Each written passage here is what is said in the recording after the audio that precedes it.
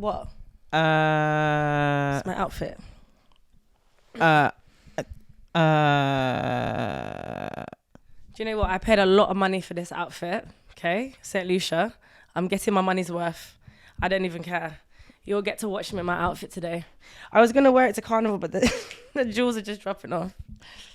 So the next topic, as you can tell, is Carnival! Way! oh my god. Specifically, how much is too much at Carnival? Okay. So Or how little is too much, actually? I mean, Do you like it? I love it. I love it. Let me give you a little turn. Let me give you a little turn. Little turn. Get me.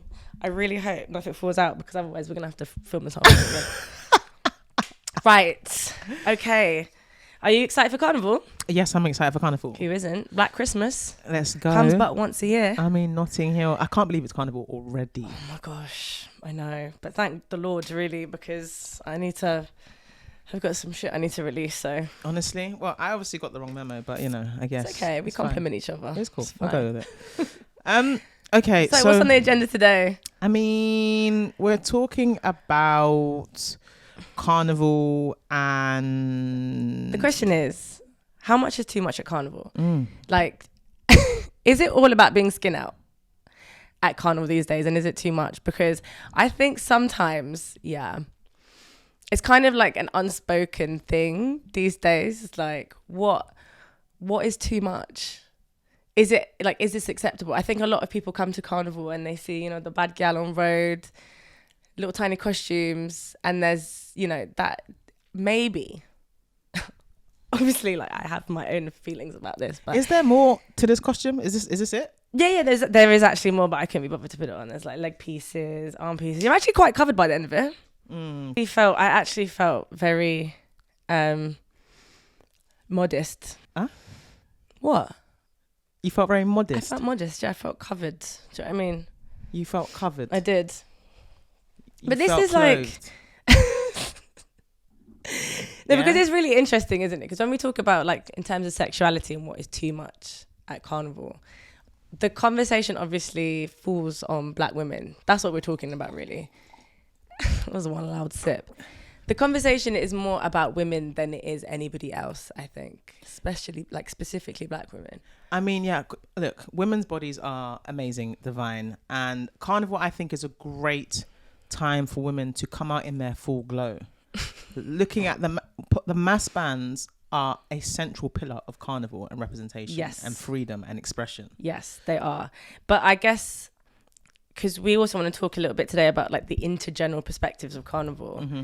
And mass bands look very different today than they did, you know, 20, 30, 40 years ago. Yeah, but I think it's interesting that we've started talking about black women at the center of this conversation. Mm-hmm. As soon as we talk about sexuality, enters the scene black women. I mean, why do we think we focus on the topic of black women so much?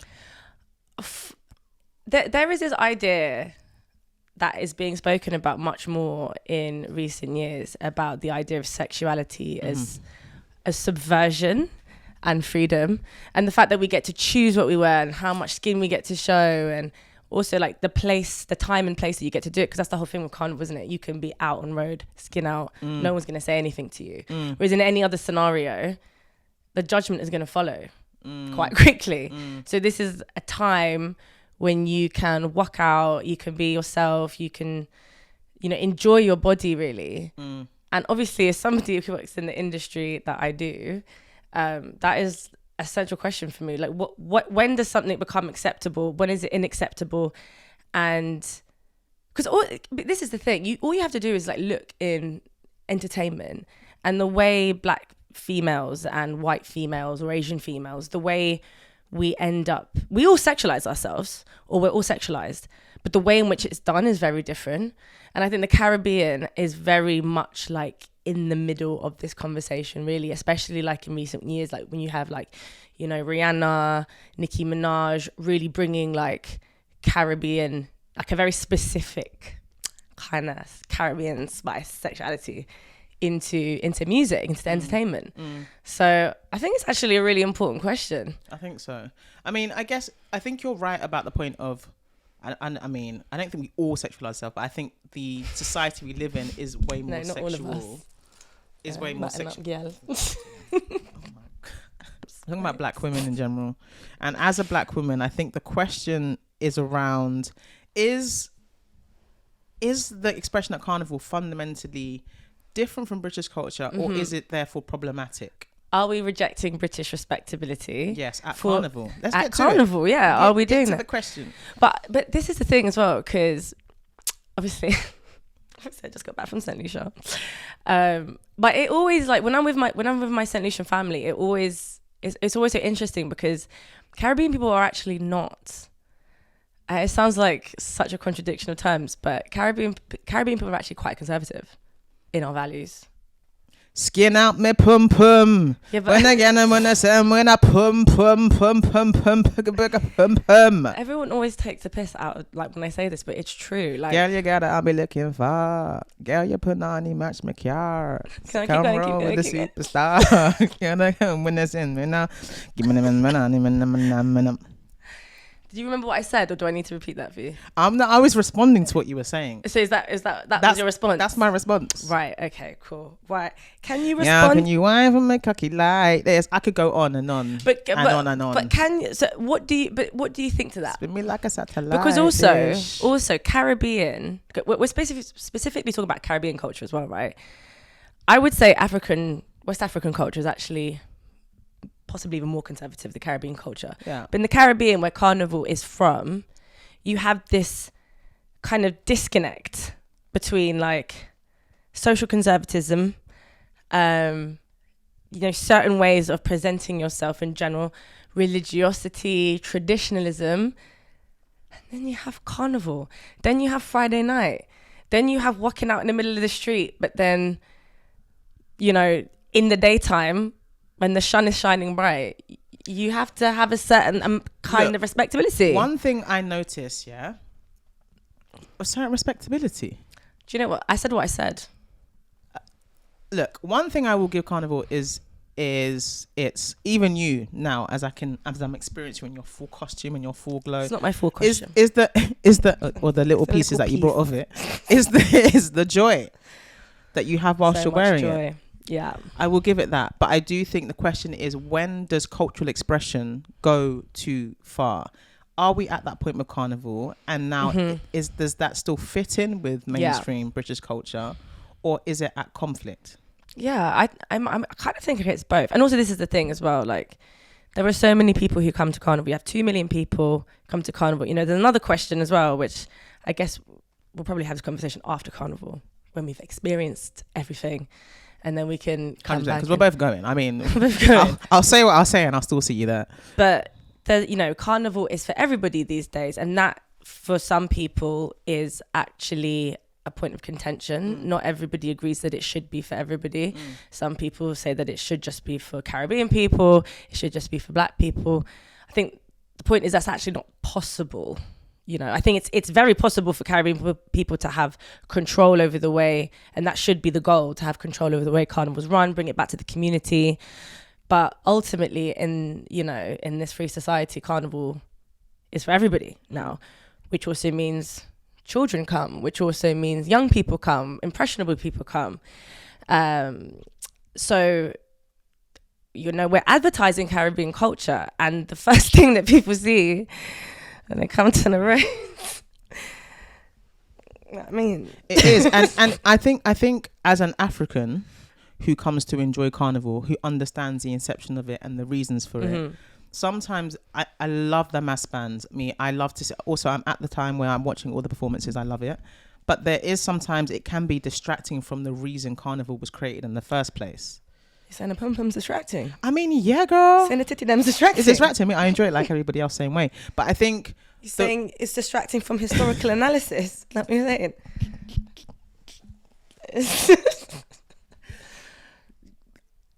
Yes.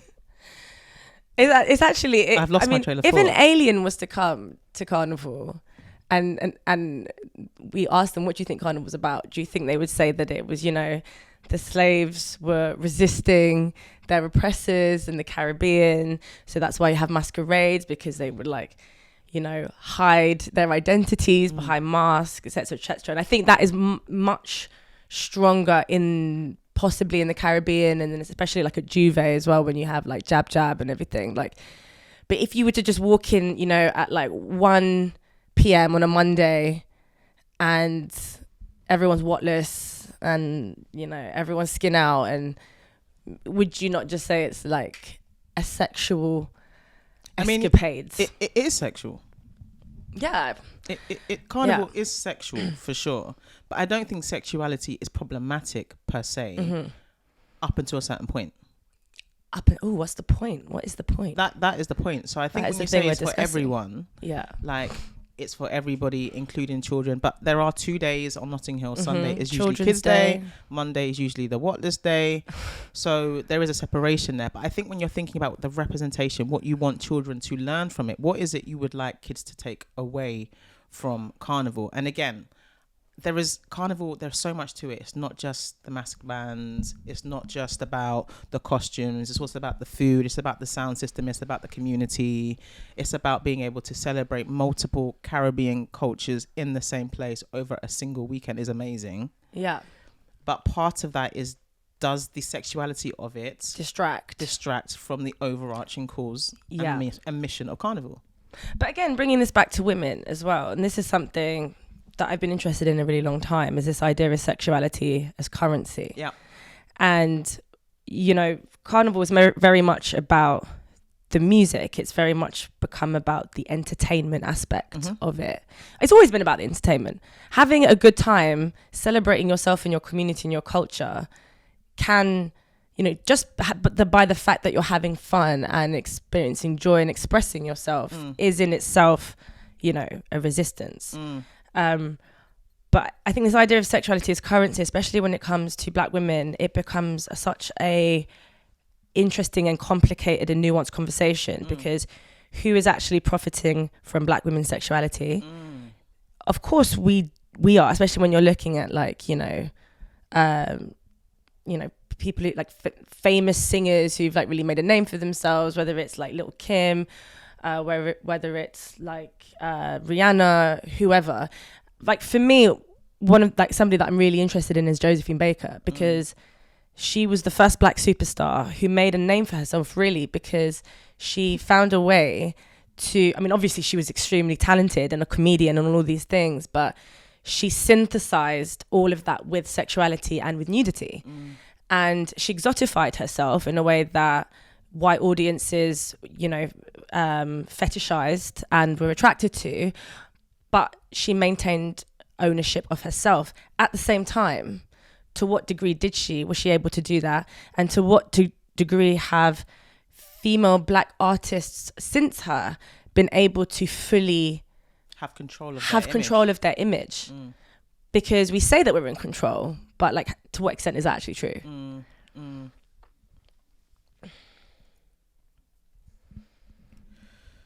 Okay. Is there a difference, though, in either choosing to sexualize yourself or being sexualized by an audience? Yeah, or being sexualized by your label, or being encouraged to sexualize yourself in a particular kind of way, or by your community, being sexualized by your community. And there's always this double standard, isn't it? It's like you sexualize yourself, and there was a certain amount of attention that comes with that, and freedom. But then at the same time, there is scrutiny, and your body becomes a question and a conversation, and becomes a subject of conflict, really, like moral conflict. So, and also reduction. I'd also say freedom in your body can be reducted, because people perceive that is all you have as currency. Well, I mean, I think we're going to focus mainly on women, but there is also something there. Why do men feel like men's sexuality is just very different? But they peacock in a very different way, I guess. But like, why do they feel that they can't do that at Carnival in the same kind of way? I guess, is it because it's just automatically more obscene or more violent or more aggressive? Like, that's how we're going to perceive it. Women are seen as more passive, more receiving, like there's an expectation. And also I think there's, again, going back to black women and how different races, how our sexualities are packaged, there is also something, there's this idea, I think, that there is something aggressive actually about black female sexuality that requires that it be available. Does that make sense? Yeah, it does. So it's not actually about like the infantilized black woman. Like that happens more to white and Asian women, I would say. But black women, the sexualization of their body. Yeah, I think very much sits in this place of like full maturity, full availability, fetishization. Yeah. In that specific way, you know. No. So I do think about them. Like, do people come to Carnival and just kind of make all of these kind of reductive, have these ideas around black women that we should be thinking about a bit more, or should we just bun it and just do what we're going to do anyway? It feels like it's a lose-lose either way, like you're compromising something. Either you compromise what it feels like a sense of freedom and expression at the expense of being seen as like a fetish and being reductive and just being, you know, absorbed by your audience, or you flip the other side and you feel like, okay, now I can't express myself because I can't be seen as too sexual. It's like you can't really. But you know, but again, like, I want to go back to this idea of the, like, Caribbean culture actually being quite conservative. You need to stop laughing and actually engage with this, because it is an important point. I know the Caribbean is very religious. I know that. Like, the Caribbean is actually, I would say the Caribbean actually maintains in a lot of ways, maybe less now, but actually in a lot of ways maintains this old idea of British respectability. I don't know why she's laughing. Like, this is actually such a serious conversation. No, tell me more. I'm listening. Do you know what, actually? I think the fact that she's laughing actually shows how even West Africans like you, completely think that we are whatless. Because this is what I'm saying, you've laughed every time, But actually, the Caribbean is very, and also we have a completely distinct, you know, we know where our roots are now because of education, but historically, Caribbean people saw themselves as very, very, very separate to any African identity. You know, like my grandparents, very much, we're from the Caribbean. That's where we're from. Do you know what I mean? Yeah, I agree. And again, I think I'm laughing. Everybody loves Princess Diana. Do you know what I mean? You go to church. Yeah? And then you go to the dance after. No, you don't. Some people do, but many people just go to church, they come home. No, I'm laughing, but look, I also am mindful that I'm someone who does consume Caribbean culture here in Britain. So I do get it. Like, I'm sure my idea of the Caribbean is very limited, and I only get to consume what is mainstream, largely. So largely that's dancehall culture, that especially Jamaican culture in the UK, that dominates. Point in it, because Jamaicans are the unelected ambassadors of the Caribbean. Yeah, and the same for Nigerians are the unelected. I mean, I say Nigerians are the unelected ambassadors of West Africa.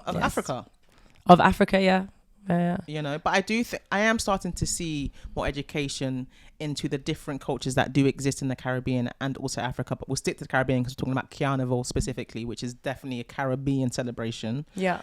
A rejection of resistance. Is it celebration of resistance? Celebration of resistance. And but that comes. So my granddad's mother, my great grandmother, her mother was a slave.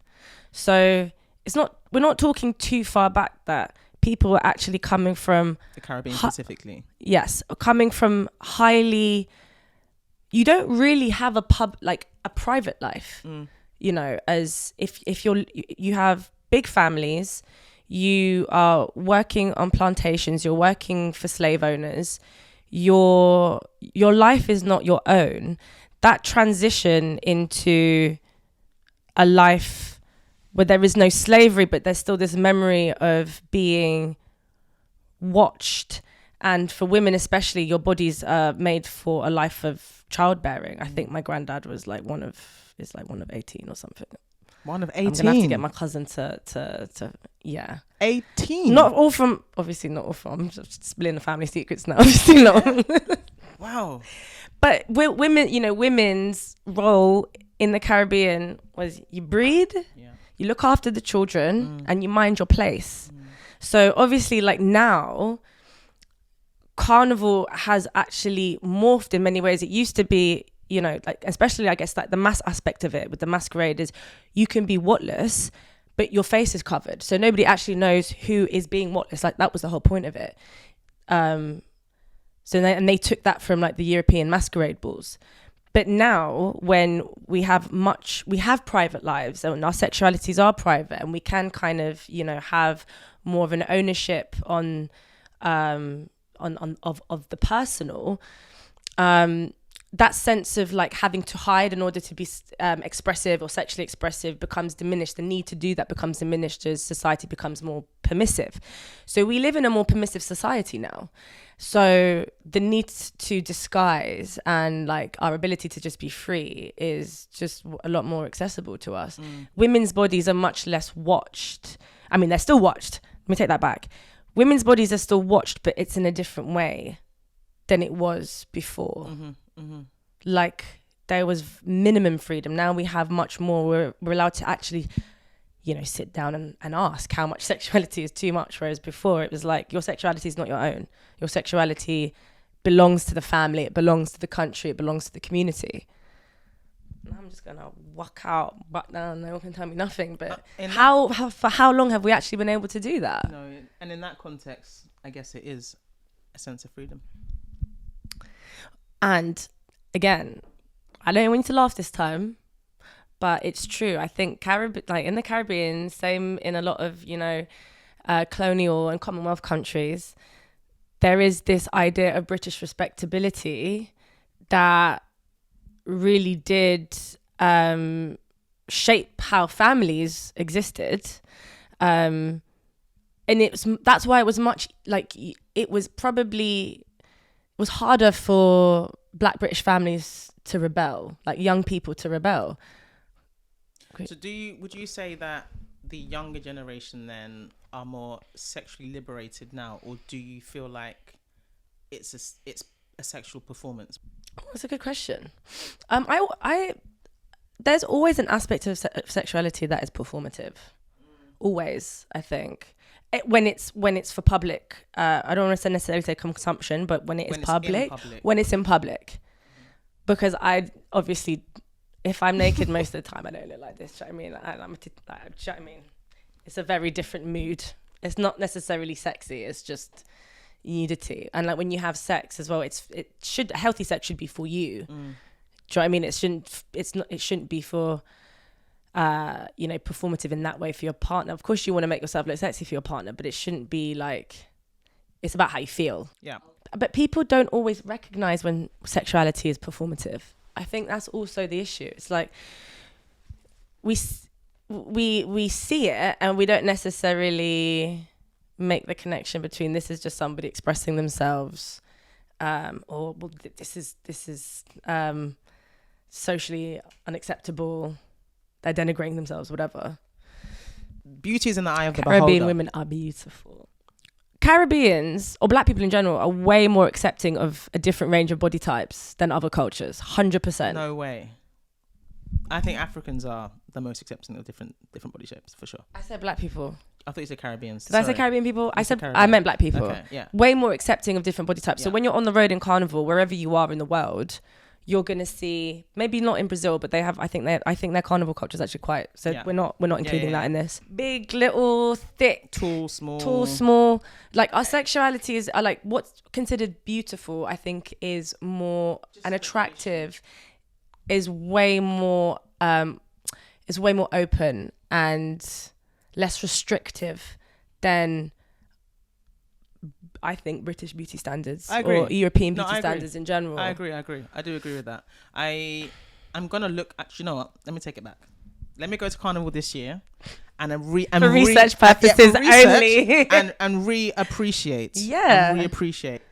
Because also I think we normalize, because we don't have that lens, because we don't see attractiveness in that way. I don't think we even clock like how diverse, in terms of like body types and shapes and skin tones, etc. And ages and blah, blah, blah. People who are playing mass actually are. Yeah. So do you think when people come to Carnival, it's a good representation of Black Britishness? Particularly when it comes to, No. You don't think so? No, not in totality. No, I think it's a great example of Black resistance and joy. For the most part, I know, let's see what happens after Carnival. But I think for the most part, it's a really great time, particularly for the Caribbean community, to get together and celebrate their arrival in the UK. And Notting Hill as an expansion shows that how well it's integrated into British culture. Yeah. So I think that is true. I don't think it's representative though. Yeah. And when it comes to like the sexuality aspect of it, do you think that it's too much? Do you think it needs to be toned down? Do you think it's stopping people from actually understanding Caribbean culture? Or do you think it's just a distraction? I don't think anything should per se change, but I think if the only reason you're going to Carnival is to get a wine, that's not a problem. But I think you need to acknowledge that's why you're going to Carnival. Hand on my heart, I'm going to Carnival to catch a wine with a bad gal. And that's all right, as long as you admit that is why you're going. Is that what you're saying? So the only reason you're going to Carnival is to catch a wine? No. I was saying no. I was saying that is what you were saying, that people need to say if they're coming to Carnival, they need to just be honest with themselves, put their hand on their heart, and say the only. I'm not going for the culture. Let me repeat the question. If the only reason you're going to Carnival is to catch a wine, you should just be honest about that. Yeah. Okay. And I think that sexuality is actually a really important part of Carnival. I think it is an aspect of resistance. I do think that there is a conversation, and we invite you to slide into the comments and drop what you have to say there. But I myself will be skinned out of this Carnival. That's all I know, and that's all I can say. So thank you very much. Have to be honest. For tuning in.